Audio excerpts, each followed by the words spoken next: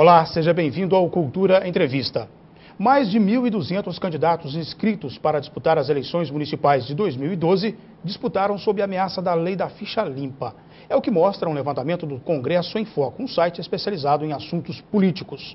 De acordo com dados dos tribunais regionais eleitorais e das procuradorias regionais eleitorais. Não é novidade que as mudanças no arcabouço jurídico do país comecem a mudar o panorama das disputas. Aqui mesmo, no Vale do Aço, não faltam exemplos de políticos de amplo reconhecimento e aceitação pública impedidos legalmente de disputar por causa das condenações anteriores.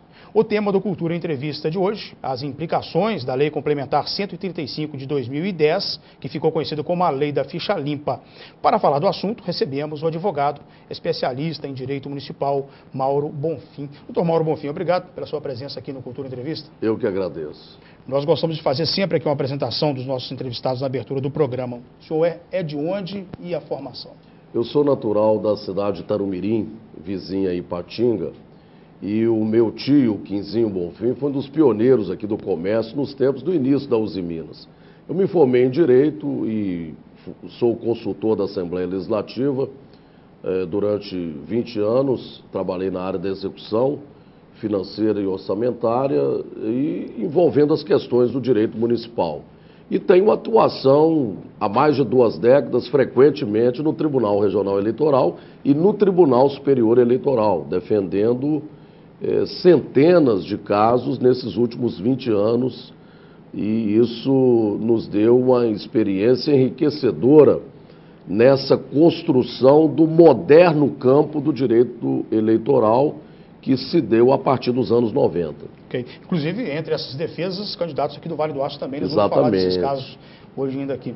Doutor Mauro, em setembro desse ano, o Tribunal Regional Eleitoral tinha uma lista de 70 candidatos a prefeito, isso só em Minas Gerais, com registro de candidaturas indeferido.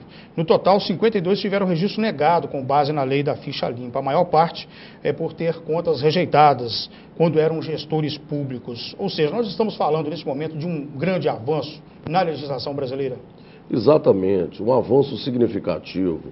Antes da lei da ficha limpa, bastava que o gestor público com conta rejeitada, que ele ajuizasse uma ação para que a inelegibilidade, ou seja, o direito de se candidatar, ficasse suspenso.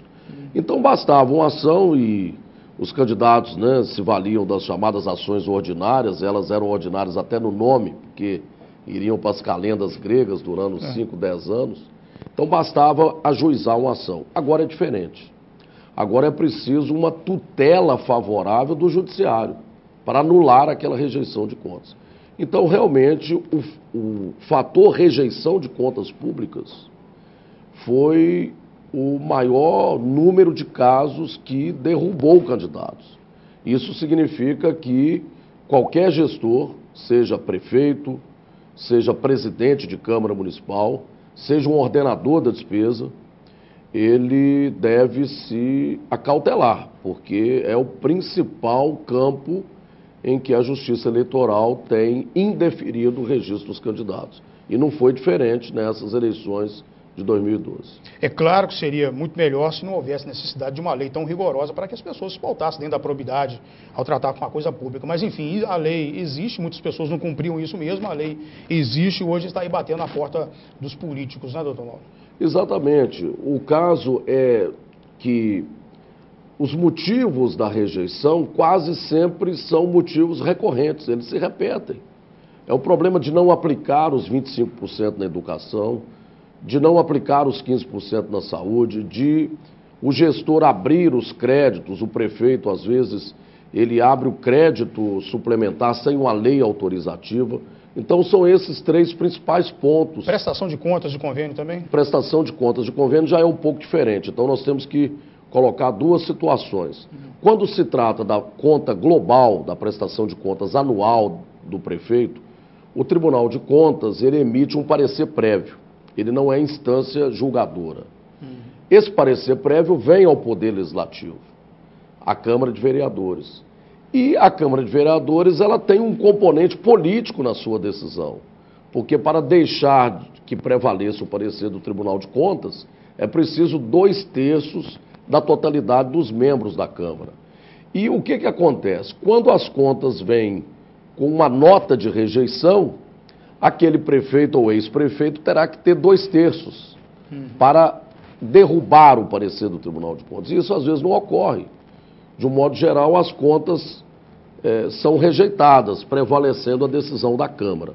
Quando se trata de convênio estadual ou federal, o Tribunal de Contas, tanto o TCU, o Tribunal de Contas da União, quanto o TCE, eles, nesses casos, são instâncias definitivas administrativas. Então, eles fazem a chamada coisa julgada administrativa.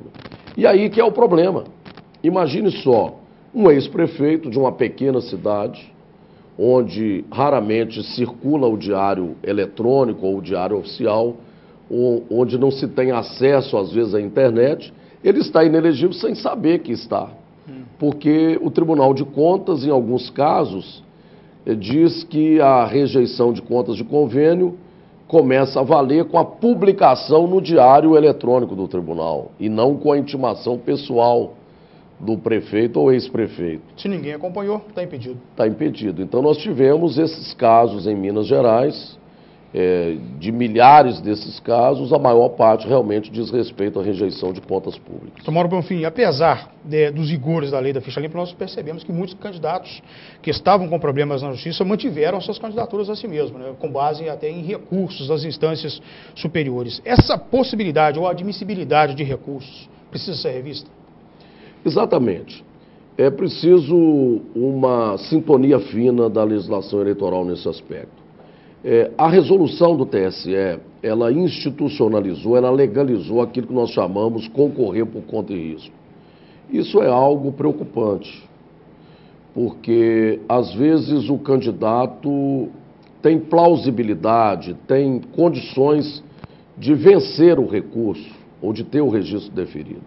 Mas há aqueles que a situação é tão evidente, por exemplo, alguém que está com condenação criminal transitada em julgada. O caso desse é dramático, porque além de não poder se candidatar, ele sequer poderá ser eleitor, porque os direitos políticos estão suspensos.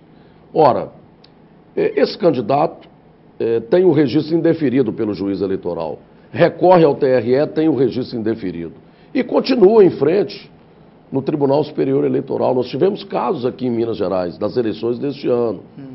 E aí ele leva toda essa situação de risco institucional do município, podendo provocar a anulação da própria eleição.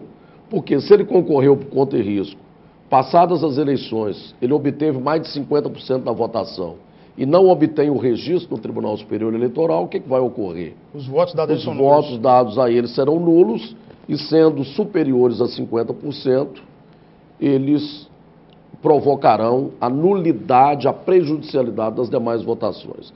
Então, essa resolução do Tribunal Superior Eleitoral, e agora, por incrível que pareça, está na lei eleitoral, no artigo 16A da Lei 9.504. Então, antes era só a resolução, agora o concorrer por conta e risco já é um casuísmo legal. Isso precisa ser revisto, porque transforma o eleitor naquele apostador de loteria. O eleitor não sabe se aquele candidato que ele apostou, que ele votou, terá a convalidação dos seus votos. E isso precisa ser revisto pelos tribunais superiores, pelo Congresso Nacional, né, nessa visão de que é preciso uma responsabilidade dos partidos. Porque imagine só, eu tenho um candidato potencialmente bom de voto, e ele é ficha suja. Eu, como dirigente partidário, vou lançar esse candidato, vou bancar por conta e risco esse candidato, mesmo sabendo que não vai vingar a sua candidatura. Com isso, eu ganho as eleições, mas provoco a nulidade do pleito. Então, é algo absurdo. É por isso que o senhor defende responsabilidade dos partidos na hora de indicar o candidato. Bem, exatamente. O que ocorre hoje, e é preciso um avanço, nós que somos estudiosos do direito eleitoral e que temos a militância do dia a dia das tribunas e dos pretórios e dos fóruns eleitorais. O momento de se registrar a candidatura é muito próximo ao momento da sentença judicial. É preciso separar isso. Então nós temos que ter um avanço de criar uma fase partidária no início do ano eleitoral, em que há um filtro dos partidos para avaliar as condições legais dos seus candidatos. Condições de candidatura, se há condenação, se ele tem conta rejeitada, se a documentação está em dia, se ele não está com duplicidade de filiação, que é outro problema também que derruba candidatos, né? O problema de o candidato ter disputado a eleição passada e não ter prestado as contas da campanha eleitoral, e nós estamos falando aqui duplamente em contas de campanha e contas de gestão. Isso. São os dois itens que mais têm derrubado o candidato. Com esse filtro, nós vamos deixar para a Justiça Eleitoral a fase do julgamento dos processos, de uma maneira mais tranquila, sem esse atropelo. Para você ter uma ideia, a ministra Carmen Lúcia, nossa mineira, presidente do TSE, e é um orgulho para nós, Minas, ter uma mulher presidindo a mais alta corte eleitoral, ela teve que fazer um processo de mutirão, por exemplo, para eliminar os 50 casos dos municípios de segundo turno, e agora um mutirão maior para aliviar o julgamento dos processos de registro antes da fase de diplomação que acontece no mês de dezembro. Olha que situação. Tomara, um minuto para o intervalo, nós voltamos logo na sequência com o tema reforma política. O que o senhor pensa sobre esse assunto? Logo na sequência.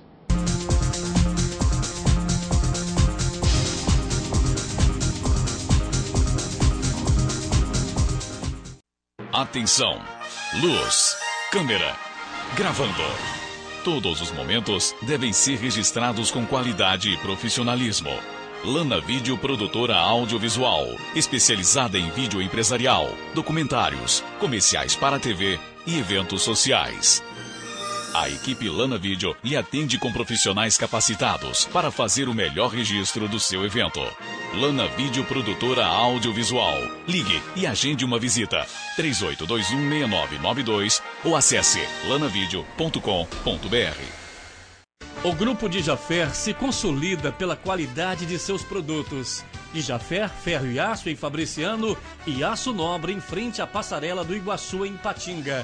Ferro e aço para construção, serralheria e usinagem, metalons, perfis para estrutura e eletrodos no atacado e varejo. Máquina de fabricação própria de telhas sob medida. Dijaffer construindo um vale de ferro e aço. Avenida Tancredo Neves, 553, Coronel Fabriciano. Aço Nobre, Rua Pedras Preciosas, 25, Iguaçu, Ipatinga. Não apague o sorriso de quem cuida da nossa cidade. Nossos agentes ambientais pedem a sua colaboração. Descarte seringas, cacos de vidros, espetos de churrasco, pregos e latas de conservas com os devidos cuidados. Embale-os antes do descarte. A gente cuidando da nossa cidade sem acidentes. Coleta Segura, o seu jeito de cuidar dos agentes ambientais.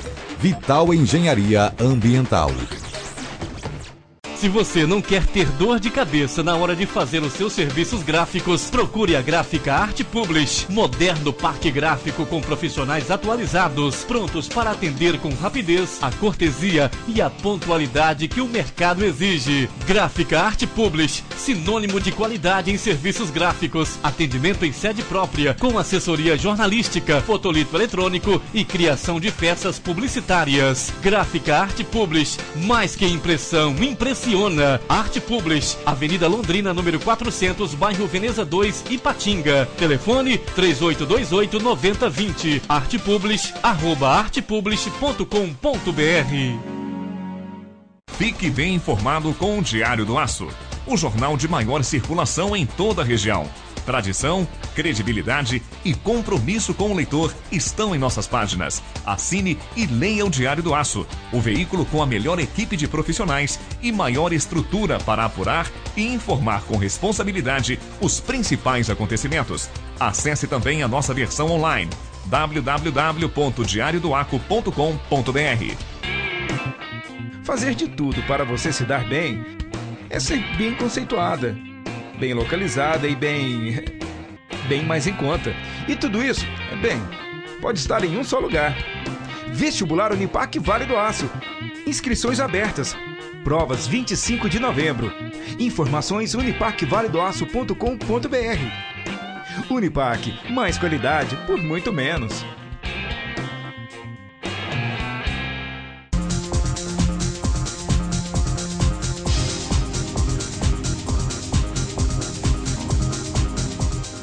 De volta ao Cultura Entrevista, que hoje recebe o advogado Mauro Bonfim, e tratamos aqui de vários assuntos com relação às eleições, a lei da ficha limpa, a lei da responsabilidade fiscal e também outros temas. Doutor Mauro Bonfim, fala-se muito no Brasil na reforma política, inclusive instituição do financiamento público de campanha e vários outros assuntos. O que o senhor pensa sobre esse assunto? Bem, eu sou favorável ao financiamento público de campanha, porque do sistema que hoje está, por exemplo, é preciso um volume de recurso financeiro. A política está se transformando num paraíso de pessoas ricas e milionárias. E o financiamento público, já há um estudo do Tribunal Superior Eleitoral, o voto teria um custo mínimo de R$ 7,00.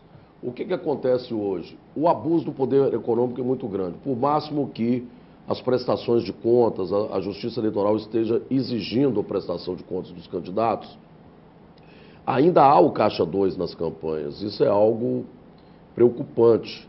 E o que mais assusta, embora houve uma redução drástica do financiamento privado, das grandes empresas financiando candidatos, o financiamento privado ele possibilita que aquela empresa, aquela empreiteira que financiou o candidato, ela vai cobrar a fatura do parlamentar depois, em forma de favorecimentos, né? E isso dá margem a problemas de fraudes de licitação, a problemas que o ideal republicano, o Estado Democrático de Direito não deseja. Então eu sou a favor do financiamento público de campanha. Agora não é só isso, nós precisamos redesenhar o sistema partidário, o sistema proporcional. Por exemplo, a questão do fundo partidário. O fundo partidário hoje, ele só chega para os diretórios nacionais. Ele não chega na ponta. Então há um desestímulo do presidente de partido, né, da cidade, do município. Ele praticamente tem que pagar do próprio bolso recursos próprios para manter um partido. Porque o recurso do fundo partidário não chega lá na ponta, onde deveria chegar, né? E os partidos hoje, eles não podem funcionar como antigamente, quando funcionavam dentro de uma caixinha de sapato ou de uma caixinha de camisa, onde as fichas dos partidos ficavam lá. Eles têm CNPJ, eles precisam ter balanços anuais, eles precisam prestar contas à Justiça Eleitoral. Então o partido, os presidentes de partidos precisam comparecer periodicamente ao cartório eleitoral, porque são várias etapas que os partidos precisam cumprir. Então eu sou favorável ao financiamento público. Agora, o sistema político partidário precisaria avançar, por exemplo, para o voto distrital, o distrital misto. As pessoas confundem muito esse assunto, o voto distrital. Como funciona na prática, os modelos que já existem em outros países. Olha, o modelo que eu adoto como mais perfeito é o sistema alemão, que é o distrital misto, e que há um projeto antigo no Congresso Nacional que foi arquivado desde a década de 70, quando ainda era deputado o mineiro Gustavo Capanema, que fez um projeto extraordinário do distrital misto.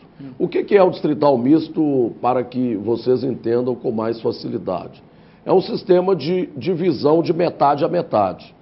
Nós temos metade das cadeiras, vamos imaginar uma Câmara Municipal com 10 vereadores. 5 cadeiras é pelo sistema da votação nominal do mais votado, a lista do mais votado.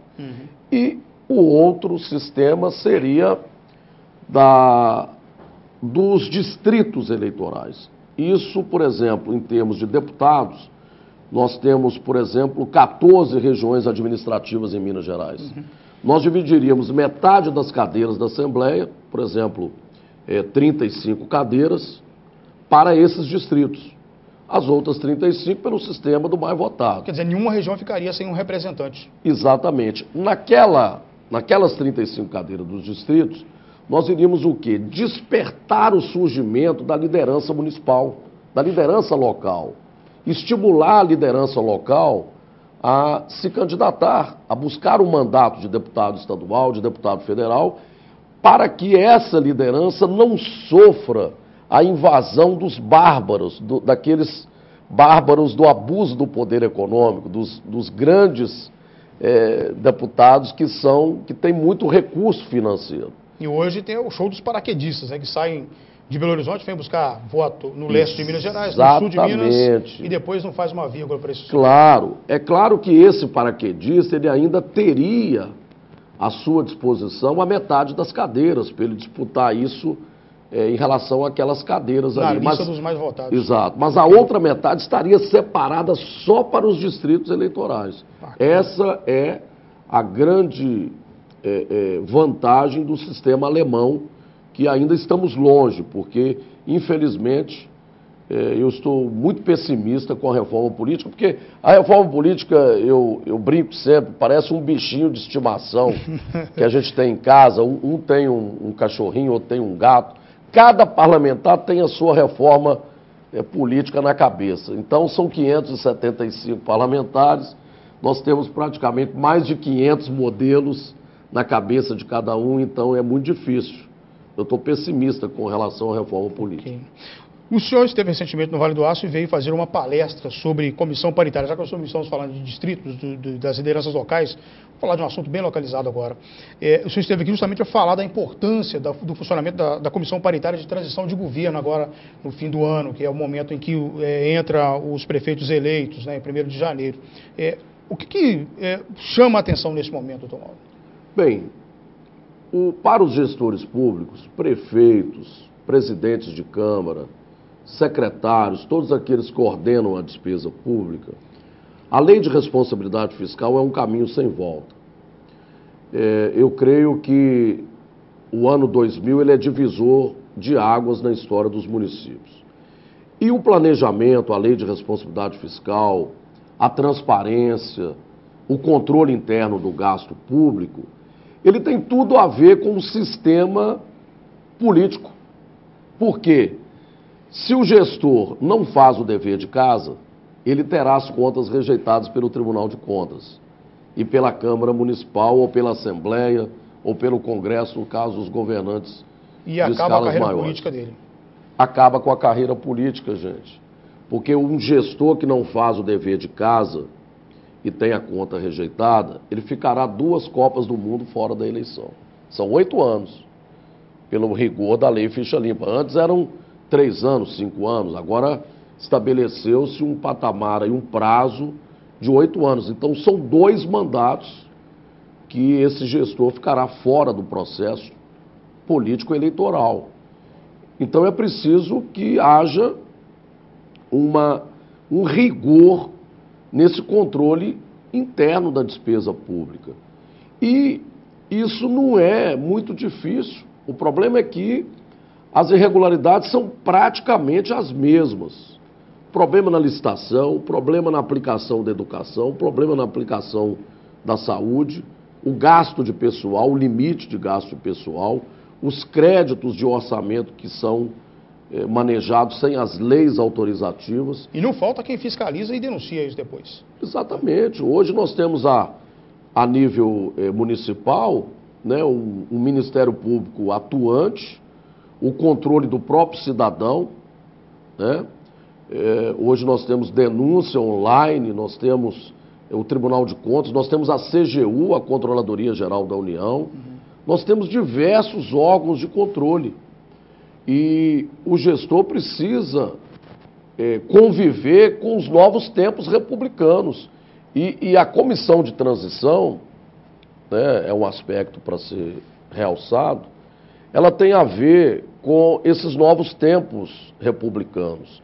Não se concebe mais que um prefeito que está saindo venha empastelar a prefeitura, empastelar os computadores, deixar sucateada a frota para o prefeito que está chegando e deixar com que a prefeitura fique como uma caixa preta. Ele precisa abrir esse acesso à informação.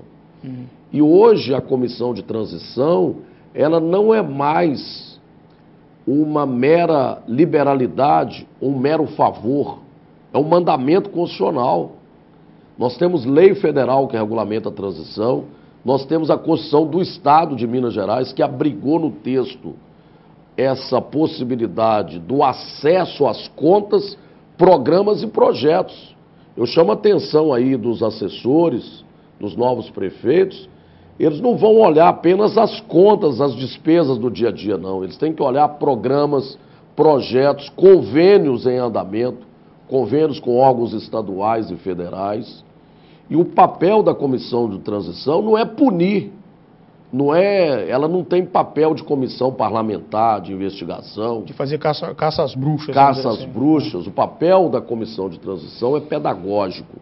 É um papel de apuração de dados, de diagnóstico, de levantamento de dados da administração pública, no aspecto do plano de cargos e salários, com relação à dívida pública, aos precatórios, às ações judiciais que estão em andamento, ao problema dos restos a pagar, que todo ano de encerramento de gestão, a lei de responsabilidade fiscal impõe a chamada zona cinzenta, que é o período que vai de maio até dezembro.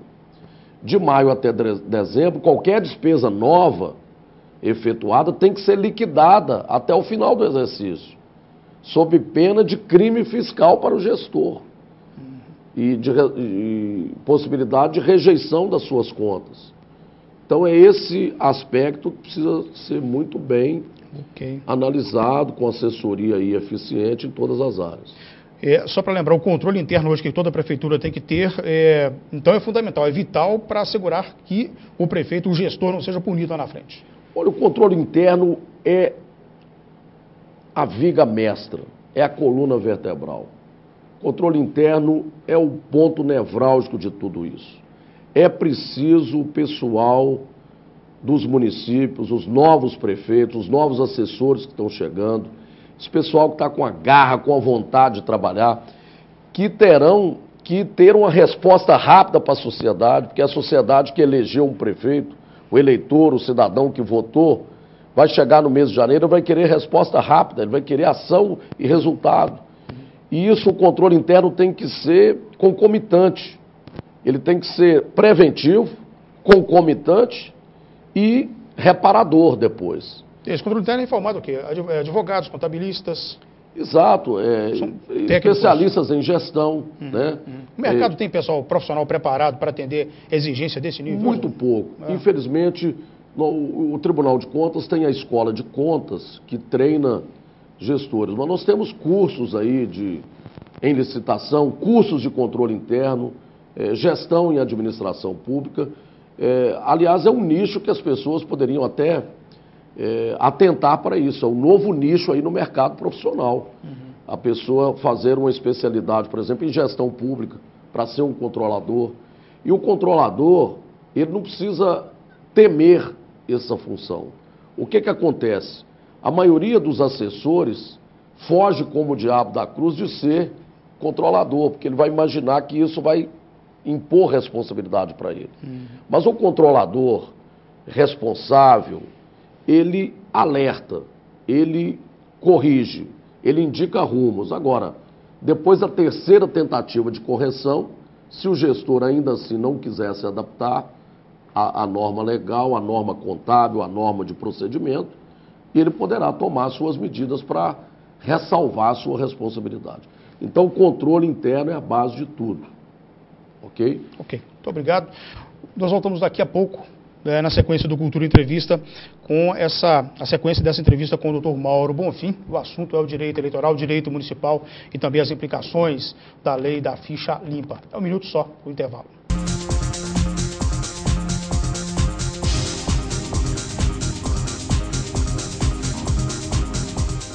Não apague o sorriso de quem cuida da nossa cidade.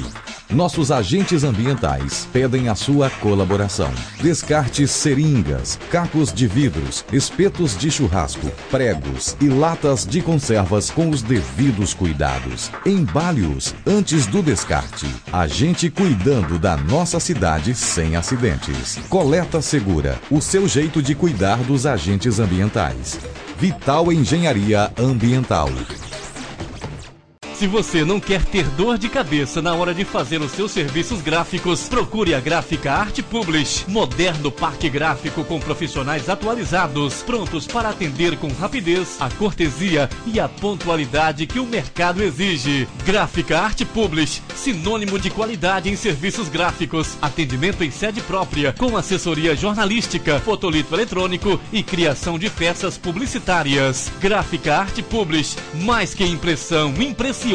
Art Publish, Avenida Londrina, número 400, bairro Veneza 2, Ipatinga. Telefone 3828-9020. Artpublish, @artpublish.com.br. Fique bem informado com o Diário do Aço, o jornal de maior circulação em toda a região. Tradição, credibilidade e compromisso com o leitor estão em nossas páginas. Assine e leia o Diário do Aço, o veículo com a melhor equipe de profissionais e maior estrutura para apurar e informar com responsabilidade os principais acontecimentos. Acesse também a nossa versão online, www.diariodoaco.com.br. Atenção! Luz, câmera, gravando. Todos os momentos devem ser registrados com qualidade e profissionalismo.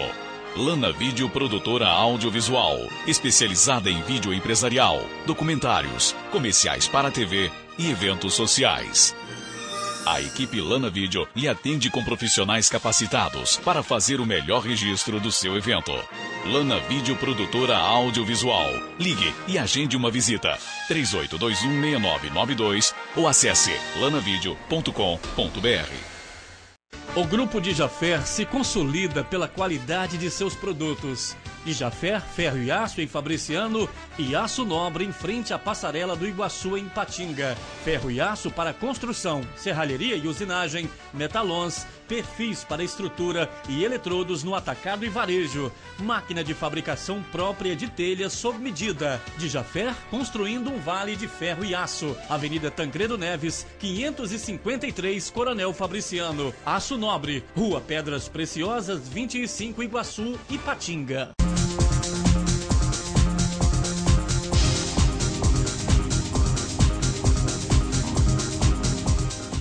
Estamos de volta com Cultura Entrevista, que hoje recebe o especialista em Direito Municipal, Mauro Bonfim.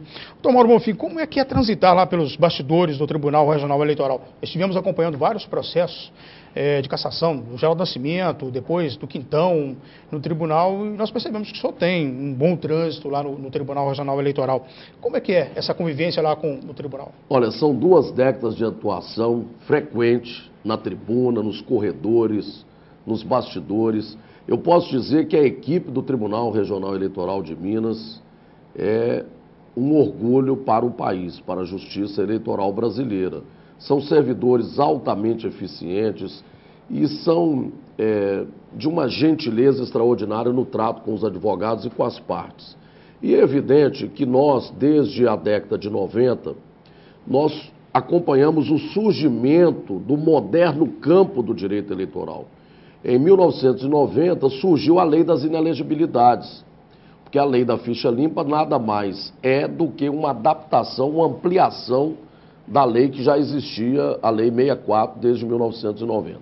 E a partir daí, diversos casos, prefeitos, vereadores, ora atuando nas defesas, ora atuando na acusação, o trabalho ali, a chamada sustentação oral, no plenário do julgamento, se ela não vale muito para outro ramo do direito, no direito eleitoral ela tem um componente interessante, porque é ali que o advogado, o profissional do direito, tem a oportunidade de chamar a atenção, de realçar um ponto que está, por exemplo, uma comunidade inteira, uma cidade com ansiedade, aguardando naquela semana que vai acontecer a eleição, o julgamento de um registro importante daquele candidato a prefeito que está bem posicionado na pesquisa. Então, nesse período realmente tivemos batalhas memoráveis e eu tenho orgulho de dizer e a satisfação de ter enfrentado nesses julgamentos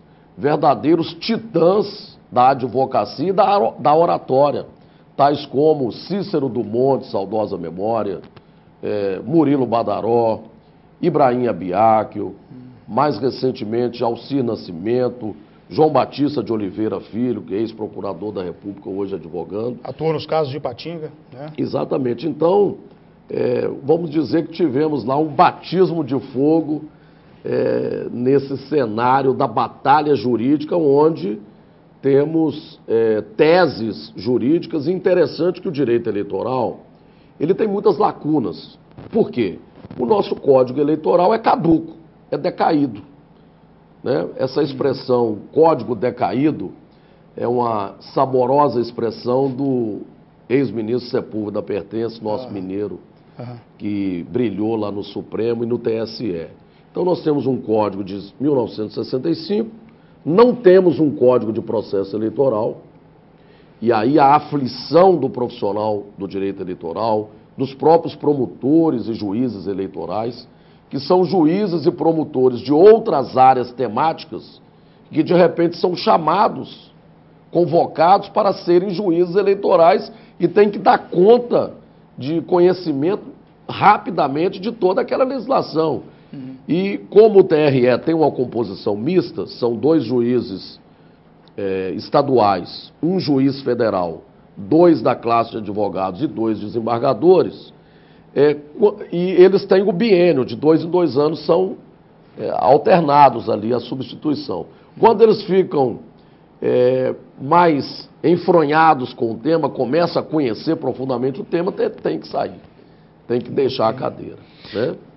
Como vocês gostam de dizer, vocês advogados, com a devida vênia, deixa eu abrir um parênteses, o senhor disse que o tribunal é um exemplo no tratamento da gentileza com os advogados. Tem que fazer justiça e dizer que também com os jornalistas, a assessoria de comunicação do Tribunal Regional Eleitoral é um exemplo. Rogério Tavares, que é o chefe da comunicação, José Luiz, os jornalistas que trabalham na assessoria, são um grande exemplo. Eu acho que se as assessorias de comunicação dos órgãos públicos, das empresas privadas, tratassem a imprensa como a assessoria do TRE trata, com certeza eu acho que teríamos uma comunicação bem melhor do que nós temos hoje. Por uma questão de justiça, pedi aqui a devida vênia para fazer esse agradecimento ao pessoal da assessoria. Casos curiosos nessas idas e vindas aí pelo interior de Minas Gerais e lá no tribunal, doutor Mauro. Eu vou falar de 2 casos curiosos, mas antes eu quero só fazer um registro que realmente o Tribunal de Minas, ele é vanguardista no país. E digo isso porque o protótipo da urna eletrônica foi concebido por um ex-servidor do Tribunal Regional Eleitoral. Sim. A própria implantação da urna eletrônica foi na gestão de um mineiro, do ministro Carlos Veloso. Essa urna eletrônica que é esse milagre da informática que veio coibir 100% das fraudes que ocorriam nas eleições, quando eram os chamados mapas e boletins, onde escrutinadores inescrupulosos, às vezes, nas colunas de brancos e nulos, faziam ali o que queriam para favorecer ou até derrotar candidatos ao sabor dos seus interesses. Então, a urna eletrônica é algo que foi concebido, foi gerado aqui em Minas Gerais. Então, esse registro que eu queria fazer. Olha, eu posso aqui, entre esses saborosos casos, até verídicos, né, que nós vivenciamos, o caso de um prefeito, lá da região do Caparaó, da região de Manhumirim, que teve o seu registro, o seu diploma cassado, ele já tinha sido eleito, e por ter dado a uma senhora, e a senhora prestou depoimento, foi perante o juiz, que recebeu uma importância de R$100 para votar. E indagada para a senhora como é que foi esse pagamento, se foi em cheque, em dinheiro, ela disse que foi em dinheiro e que foi apenas com uma nota de 100. E eu fui para a tribuna, recorri da sentença do juiz, foi uma sentença longa, e apresentei um argumento irrespondível para a corte. Eu disse, ora, a senhora disse que ganhou R$100. e que foi em dinheiro e que recebeu com apenas uma nota. Só que a Casa da Moeda do Brasil não havia ainda fabricado a nota de 100, só tinha nota de 50. Aí eu indaguei da corte se aquilo era o samba de uma nota só ou o samba do crioulo doido. A não ser que tivesse inventado naquele momento um dinheiro, uma nota de 100. E o outro caso do candidato chamado José Gervásio, da região metropolitana de Belo Horizonte, o apelido Cigano, e foi naquele momento que pipocaram os casos de analfabetismo, os juízes passaram a implicar, a serem impiedosos com os candidatos, chamando para fazer teste, porque senão não podia ser candidato. E nós sabemos que no Brasil nós temos uma categoria enorme de pessoas semi-alfabetizadas, né? É o aposentado que chega lá no caixa eletrônico, que tira o seu pagamento, e ele às vezes não estudou, não tem o primário, não tem o ginasial, mas ele talvez é mais sábio do que o advogado engravatado, tem aquela sabedoria de vida, né? E sabe tudo da sua vida civil, sabe reger sua vida civil. Pois bem, e o juiz lá chamou o Cigano, falou, senta aí e faz um teste aí. E pediu para o pobre candidato escrever a palavra perestroika. Naquela época estava ainda em moda lá o governo do Mikhail Gorbachev. Na antiga União Soviética. Na antiga União Soviética. E é claro, como é que o candidato escreveu essa palavra certinho? Ele foi, o teste dele foi rejeitado, registro negado. Ele me procurou apavorado no escritório, eu falei, não, senta aí, Cigano, você vai fazer o seguinte, você vai escrever uma procuração de próprio punho, me outorgando como seu advogado. Aí foi para a tribuna e disse, ora, como que esse sujeito pode ser analfabeto se ele aqui escreveu, me constituiu advogado, escrevendo essa procuração que eu passo aqui ao exame da corte. Então, com esse dado, eu consegui o registro da candidatura. Só que daí a 4 anos, o Cigano aparece de novo no meu escritório. Eu falei, Cigano, o que foi dessa vez? Doutor Mauro, ganhei a eleição, mas tem um detalhe. Empatei com o meu colega lá. Tive o mesmo número de votos e temos que decidir a vaga. Quem vai ser vereador, se é eu ou ele. Falei, Cigano, o problema aí é da idade. Só resolve com a certidão de nascimento. Traz correndo aqui para me examinar. Foi lá, voltou, fui conferir a certidão de nascimento, a dele, a do colega. Os dois nasceram no mesmo dia, na mesma data. Mas e aí? Falei, agora vai se resolver com os minutos, com a hora e os minutos do nascimento. Infelizmente, para o Cigano, parece que ele teve um parto prematuro quando ele nasceu e no horário, nos minutos de nascimento, ele foi o vitorioso do caso. Que situação. São algumas histórias curiosas, pitorescas, mas de fato aconteceram. E no dia a dia nós temos aí esse rosário de casos de Minas Gerais. E alertando que ainda temos candidatos eleitos em Minas Gerais que estão aguardando a última palavra do Tribunal Superior Eleitoral. E cito o de São Pedro dos Ferros. O candidato se elegeu, o problema dele lá foi contas de presidente de Câmara. Então, aquele caso em que o Tribunal de Contas divulga no Diário Oficial que as contas do presidente estão rejeitadas e as contas de presidente de Câmara não retornam para os municípios para serem julgadas pela Câmara. O julgamento já acontece direto no tribunal. Ele estava inelegível e, nesse caso, por uma situação mínima, o registro foi negado e agora está lá no Tribunal Superior Eleitoral para resolver. E, além dele, temos casos ainda de Ouro Preto, né?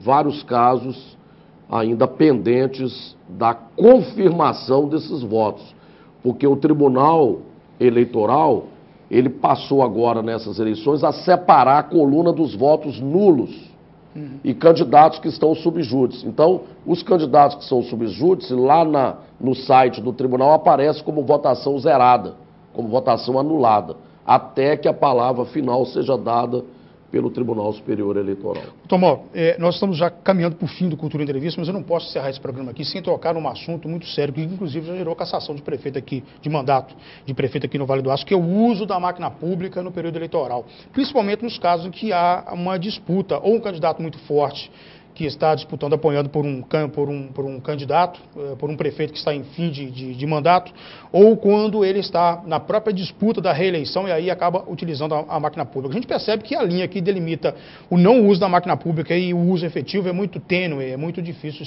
de se definir. Mas eu tenho na minha caixa de e-mails, por exemplo, e-mails enviados por assessores de comunicação usando o computador de própria prefeitura para mandar campanha eleitoral. É crime eleitoral, não interessa se é um crime de menor monta.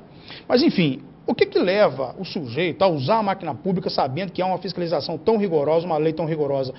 Com perdão da palavra, é a mesma índole que tem aquele sujeito que comete um crime de homicídio pensando que vai escapar da impunibilidade? Bem, isso você tocou num ponto da mais alta relevância. E isso nos faz refletir sobre o sistema da reeleição. Um sistema de reeleição no Brasil que permite que o governante continue no cargo sendo candidato precisa ser repensado. Por si só, já teria que ser repensado. Claro. Quando muito, implantar uma desincompatibilização. Como é feito com o secretário. Permitir a reeleição, mas o afastamento do cargo.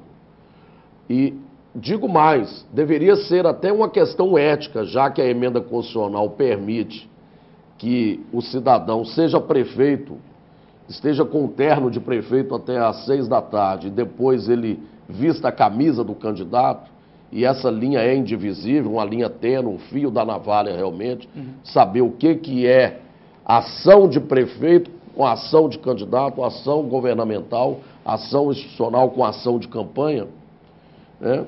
Agora, nós temos hoje na legislação as condutas vedadas, e são rigorosas no período de 90 dias antes do pleito.